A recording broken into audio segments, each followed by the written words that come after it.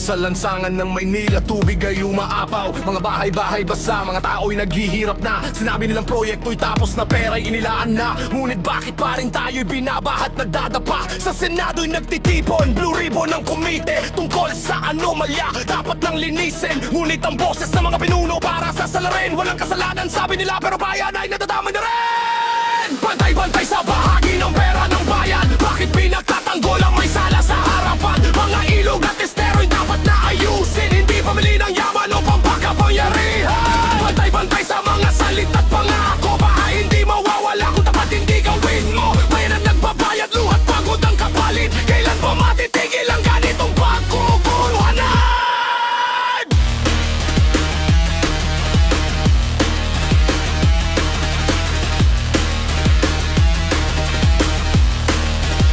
Ghost projects daw marami, walang tunay na gawa. Presyong tumaas ng husto pero trabaho'y pabaya. Mga kontrata'y binigay sa mga kilala lamang, habang mahihirap na tao'y lalong nahihirapan. Sa entablado ng Senado, kanaway umaaligid. Paano nangyari to? Sino ang dapat sisihin? Ngunit ang Pangulo ng Senado, ang tagapangulo ng komite, na lahat ng makilan para itago ang katotohanan. Bantay-bantay sa bahagi ng pera ng bayan, bakit pinagtatanggol ang may sala sa harapan? Mga ilog at estero'y dapat na ayusin, hindi pamili ng yaman o pampakapangyarihan. Bantay-bantay sa mga salita't pangako, baka hindi mawawala kung dapat hindi gawin mo. Bayan ang nagbabayad, luhat pagod ang kapalit, kailan mo matitigil ang ganitong pagkukumpulanin?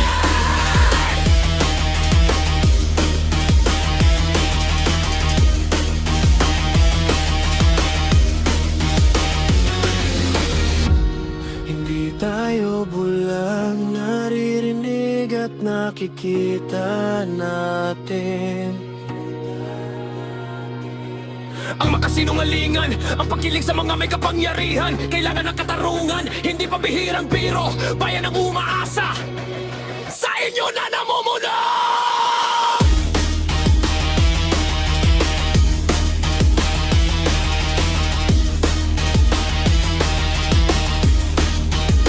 Sa Senado patuloy na naglilig,